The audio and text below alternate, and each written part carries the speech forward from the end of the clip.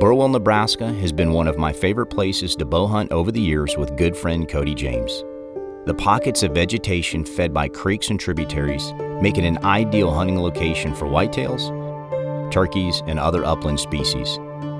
On this journey, though, we head slightly north, attempting my first hunt for a sandhills mule deer. With an abundance of virgin ground to scour, we focus our early efforts in trying to locate these deer herds in the mornings, then putting a game plan together with the hopes of a successful stalk in this wide open country.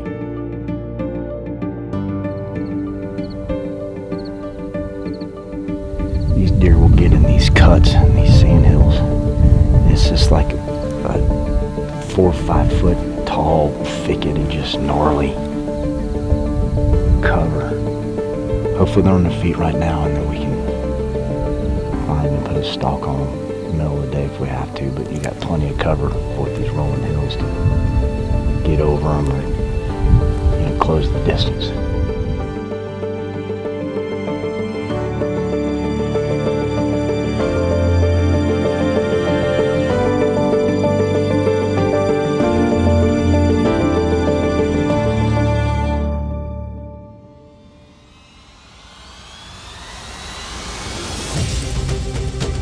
Each morning we set out on a 5-mile journey back into the hill country, glassing for feeding muleys as the sun begins to crest the hillsides.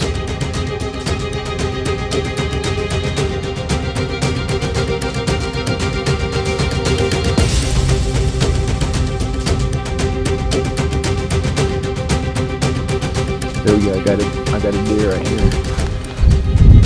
Okay, at 11 o'clock, 11:30.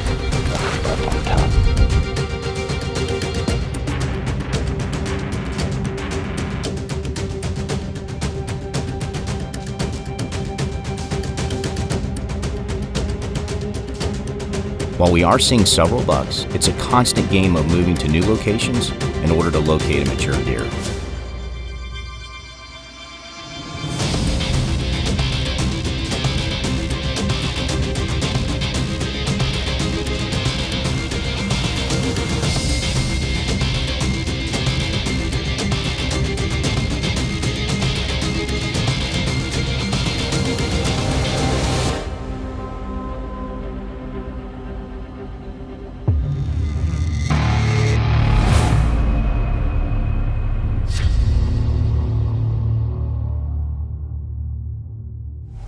This is a waiting game now.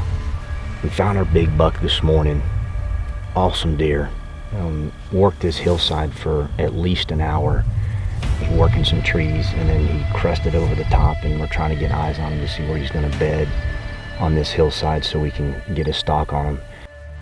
We're going to wait, let this wind pick up, get these deer bedded down, and then come up with the game plan and see if we can't get on one of them.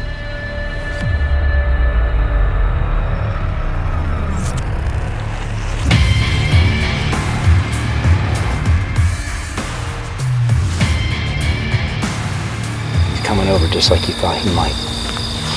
Yep, he's feeding around that side like he did the night before. He's been wanting to be in the shade all day, so we're just gonna hope that he stays there on that hillside in the shade. Okay. We can get right above him, our wind's good. All right, let's go make a move on him. All right, let's go.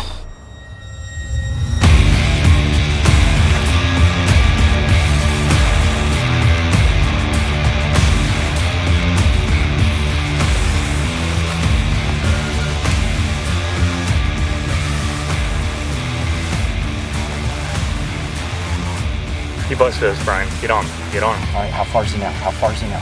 He's 60 yards. He's gone. Oh my gosh. Dang it. He's too far, man. Yep.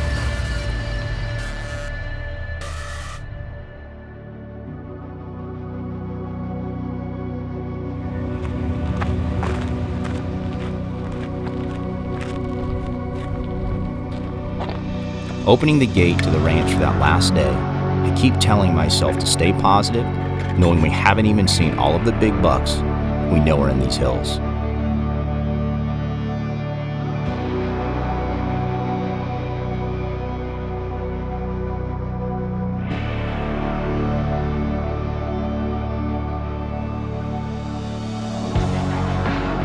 we find a new group of bucks with one really good shooter.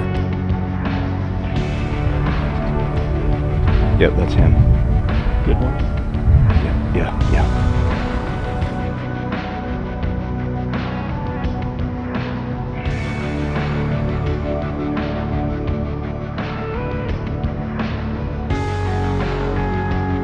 Watching these deer for several hours, we see this buck starting to feed away from the group, so we decide to make our move to cut him off with the hopes of a 50 to 60 yard shot.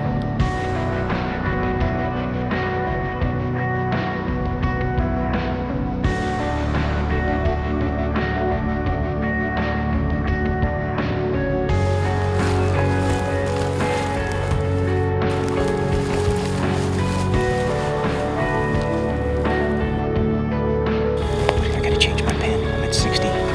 30. Okay.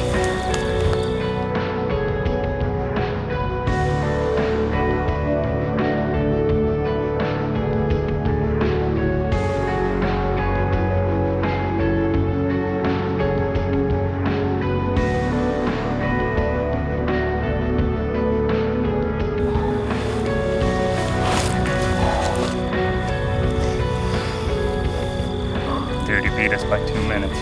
A minute. I mean, we made it to the bush that we wanted to get to. We had a 50, 60 yard shot. He showed up and Ambushed just him. came right up this cut, right at us. Busted us right out in the open. I mean, listen, I'm sick to my stomach, buddy, but how awesome is it to be? Oh, man. 30 yards. Right there in his face. 4 days to find that deer, buddy. And we've been for 2 hours chasing him. Gosh, I mean, we were half a mile over there just behind him the whole time.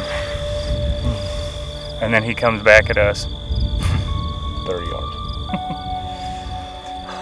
This is as real as it gets. Bow hunting in an unpredictable environment is always a challenge. You work so hard to account for as many scenarios as you can, knowing at any moment, the tables can turn in either direction. You can't help but be frustrated, but with every encounter like this, I appreciate that moment and learn from it.